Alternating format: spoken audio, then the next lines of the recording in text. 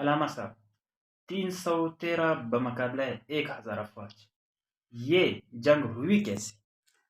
یہ جنگ بڑے عرب کے لوگ، مکے کے لوگ خاص کر، چونکہ قریش تھے، قریش کے عربوں میں ایک بڑی قدر کی جاتی تھی، ان کی عظمت، ان کا احترام ہوتا تھا، اور وہ جنگجو بھی تھے۔ وہ یہ سمجھتے تھے کہ مدینہ کے لوگ جو ہیں ہمارے مقابلے میں یہ کھجوروں والے ہیں، یہ کاشتکار ہیں، کمزور قسم کے لوگ ہیں۔ تو انہوں نے مدینے کے لوگوں کو یہ سزا بھی دینا چاہتے تھے کہ آپ نے محمد صلی اللہ علیہ وسلم کو کیوں پناہ دی۔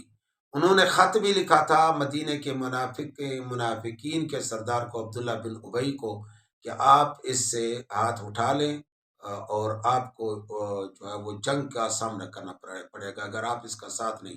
اسی طریقے سے مدینہ کے یہود کو بھی انہوں نے لکھا کہ محمد صلی اللہ علیہ وسلم جو ہمارے دشمن ہیں، ہمارے نظام کے خلاف وہاں بغاوت کر کے آئے ہیں، آپ ان کا ساتھ چھوڑیں۔ تو یہ سارے تیاریاں وہ کرتے رہے تھے، نفسیاتی طور پر بھی اور عملی بھی۔ چنانچہ ابو جہل جو ان کا تجارتی قافلہ تھا، اس کو بچانے کے لیے 1000 فوج جب وہ لے کر وہاں گئے، تو رسول اللہ صلی اللہ علیہ وسلم کو پل پل کی خبروں کا پتہ تھا، قریش کی ایک ایک چیز کا پتہ تھا کہ وہ کیا کر رہے ہیں اور کیا کرنا چاہتے ہیں، ان کے عزائم کیا ہیں۔ اس کے مقابلے میں رسول اللہ صلی اللہ علیہ وسلم اپنی حفاظت اور دفاعی پروگرامات سوچتے رہے۔ رسول اکرم صلی اللہ علیہ وسلم کو جب پتہ چلا کہ مکے سے ان کا لشکر روانہ ہو چکا ہے، تو آپ صلی اللہ علیہ وسلم نے مدینہ میں اس وقت فوری طور پر 313 افراد کی تیاری کی، اور کوئی 70-80 کلومیٹر آگے جا کر رسول اکرم صلی اللہ علیہ وسلم بدر کے مقام پر جو ہے وہ مخالف فوج کا سامنا کیا۔ اس فوج میں رسول اللہ صلی اللہ علیہ وسلم نے پانی کے چشمے پر اور وہاں ایسے ریتلی جگہ پر قبضہ کر لیا کہ رات کو بارش ہوئی تھی اور صبح وہاں جنگ کے لیے وہ زمین مناسب تھی۔ اور ابو جہل کی فوج چونکہ جارے تھی، ان کے پاس جنگجو بھی زیادہ تھے، زیریں زیادہ تھیں، گھوڑے زیادہ تھے، اونٹ زیادہ تھے، اور آلات حرب و ضرب زیادہ تھے، اور مسلمان 313 تھے۔ یعنی ایک مجاہد کو انفرادی طور پر 3 آدمیوں سے، ایک چھوٹی سی 313 کی فوج کو 1000 آدمیوں کا مقابلہ، سرماؤں کا مقابلہ کرنا پڑا۔ رسول اکرم صلی اللہ علیہ وسلم جس دن جنگ ہو رہی تھی، اس سے پہلی رات کو آپ صلی اللہ علیہ وسلم نے خوب دعائیں مانگی اللہ تعالیٰ سے، یا اللہ، میں جو کچھ کر سکا، جو تیاری کر سکا، یہ لوگ اگر آج مٹ گئے تو قیامت تک اے قادر مطلق تیرا نام لیوا کوئی باقی نہیں رہے گا۔ اپنی نصرت بھیج، اپنی مدد بھیج۔ اور رسول صلی اللہ علیہ وسلم مسلسل دعا مانگتے رہے کہ اتنے میں سیدنا ابو بکر صدیق آپ کے پاس آئے اور آپ کو کہا کہ پیارے رسول صلی اللہ علیہ وسلم کو کہا کہ بس اللہ کی نصرت پہنچ گئی ہے۔ میرا یہ خیال ہے کہ شاید حضرت ابو بکر صدیق نے فرشتوں کو کہ آہٹ کو اور آمد کو شاید انہوں نے محسوس کر لیا۔ ایک روحانیت کی دنیا ہے، وہ لوگ جانتے ہیں جو اس دنیا میں رہے ہیں، یا اللہ کی نصرت پر جن لوگوں کو یقین ہوتا ہے وہ اللہ کی نصرت کو اور اللہ کی مدد کو جانتے ہیں۔ تو اگلے دن جنگ ہوئی۔ وہ جو مکے کے سردار تھے، عتبہ، اس کا بھائی شیبہ، اس کا عتبہ کا بیٹا ولید، یہ تینوں اوپنر کی حیثیت سے میدان میں اترے، اور اس طرف سے رسول اکرم صلی اللہ علیہ وسلم نے انصار اور قریش، انصار کو اور مہاجرین کو باری باری دعوت دی کہ آپ میں سے کون لڑے گا۔ سب نے کہا کہ ہم، انہوں نے کہا کہ ہم۔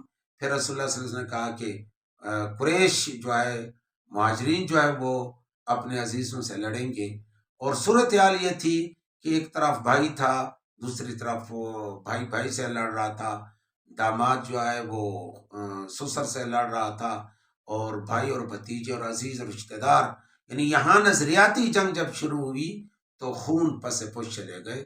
اس طرف سے مسلمانوں کی طرف سے رسول اکرم صلی اللہ علیہ وسلم کے خاندان سے 3 آدمی، آپ کا چچا سیدنا امیر حمزہ، آپ کے داماد اور آپ کے کزن اور آپ کے چچا کے بیٹے حضرت علی المرتضیٰ رضی اللہ تعالیٰ عنہ، اور ایک تیسرے ساتھی، یہ اترے اور انہوں نے اوپننگ جو 3 آدمی تھے ان کا خاتمہ کر دیا، اور پھر گھمسان کی جنگ ہوئی، اللہ کے فرشتے آئے اور یہ جنگ جو ہے یہ مسلمان جیت گئے، 70 کافر مارے گئے، 70 پکڑے گئے اور باقی سر پر ٹانگیں رکھ کر بھاگ گئے۔ عربوں میں بھاگنا بہت عیب سمجھا جاتا تھا، لیکن ان لوگوں کو بھاگنا پڑا۔ یعنی یہ عبرتناک شکست ان کو ہوئی۔ جو 70 مارے گئے ان میں 14 سردار تھے، اور ان میں ایک ان کا جو سب سے بڑا سپہ سالار تھا ابو جہل، جو ان کا سردار تھا۔ 14 سرداروں میں جو مارے گئے ان میں وہ بھی شامل تھا، اور اس طریقے سے یہ جنگ مسلمانوں کی عالیشان فتح پر اور بری شکست قریش کی پر منتج ہوئی۔ اور اس جنگ کو آج تک دنیا کے جرنیل جو میدان جنگ کے اور جو جنگوں کی تاریخ پڑھ رہے ہیں یا پڑھا رہے ہیں یا سمجھا رہے ہیں، وہ حیرت میں پڑے ہوئے ہیں کہ 313 نہتے لوگوں نے اتنی بڑے لشکر کو، جارے فوج کو، اس سے کتنی عبرتناک شکست دی۔ یہ آج تک لوگ اس پر حیران اور سوال نشان ہیں کہ یہ کیسے ہو۔ ابو جہل کو ہلاک کس نے کیا؟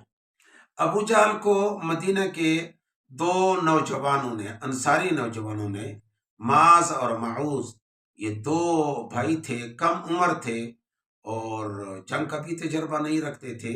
حضرت عبد الرحمن بن عوف جو بڑے صحابی ہیں، عشرہ مبشرہ میں ہیں، مہاجرین مکہ میں ہیں، وہ کہتے ہیں کہ میں لائن میں قطار میں کھڑا تھا، ایک طرف بھی ایک نوجوان کمزور سا اور دوسری طرف بھی ایک نوجوان۔ اس وقت جب وہ لائن میں قطار میں کمزور آدمی کھڑے ہوتے تھے تو وہ یعنی ایک بڑا لڑاکو یا بہادر جنگجو یہ سمجھتا تھا کہ میں اکیلا ہوں، میرے ساتھ کمزور ہیں، اور طاقتور کو طاقت پہنچاتے تھے، حوصلہ بڑھاتے تھے اور اس کے تحفظ کا ذریعہ ہوتے تھے۔ تو حضرت عبد الرحمن بن عوف فرماتے ہیں کہ میں نے کہا کہ عبد الرحمن تو کیا، یہ تو کمزور بچے ہیں۔